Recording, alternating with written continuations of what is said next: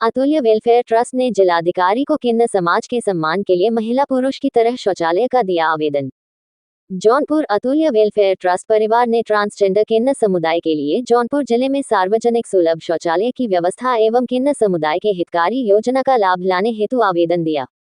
उर्वशी सिंह ने कहा कि जैसा कि ज्ञात हो, सुप्रीम कोर्ट ने 2014 में ट्रांसजेंडर को थर्ड जेंडर के रूप में मान्यता दी थी। साथ ही केंद्र व राज्यों को तीसरे समुदाय किन्नर समाज के लिए अन्य सुविधाओं के साथ शौचालय सुलभ शौचालय भी बनाने का निर्देश दिया था, ताकि समाज में ट्रांसजेंडर को बराबरी का हक मिले। समाज में आज भी थर्ड जेंडर समाज के लोगों को कई तरह की परेशानियों का सामना करना पड़ता है, खासकर टॉयलेट को लेकर सबसे ज्यादा मुश्किलों का सामना करना पड़ रहा है। इसी क्रम में जिला जौनपुर में किन्नर समुदाय की संख्या अधिक है, जिसके कारण आम शौचालय में जाने पर उनको हीन भावना से देखा जाता है। जौनपुर शहर की स्वच्छता का भी ध्यान रखते हुए तीसरे समुदाय ट्रांसजेंडर किन्नर समाज के लिए सार्वजनिक शौचालय की व्यवस्था करवाने की का आग्रह किया।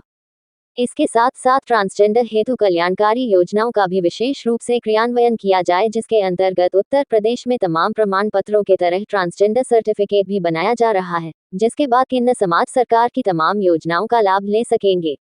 शिक्षा हो, चिकित्सा हो, जहां भी वह अपना ये सर्टिफिकेट दिखाएंगे, वहां उनको उनसे संबंधित हर योजना का लाभ आसानी से मिल जाएगा।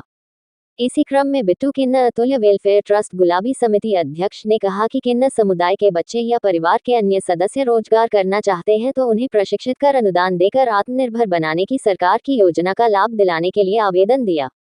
अतुल वेलफेयर ट्रस्ट जिसके लिए आजीवन आपका आभारी रहेगा। मुख्य रूप से सचिव मीरा अग्रहरी, दीपक श्रीवास्तव, नीतू किन्नर, अंकित गुप्ता, पिंटू गिरी, अन्य सदस्य उपस्थित रहे। क्या मामला था, क्यों ज्ञापन देने आई है, क्या? मैं अतुल वेलफेयर ट्रस्ट की अध्यक्ष हूँ और जैसा कि मैं समाज में सभी समुदाय के साथ मिलकर काम करती हूँ, जिसके अंतर्गत एक समाज से जोड़ने का हमने जो प्रयास किया है वो किन्नर समुदाय है। तो किन्नर समुदाय के साथ मैं लगातार आती जाती रहती हूँ, देखते रहती हूँ।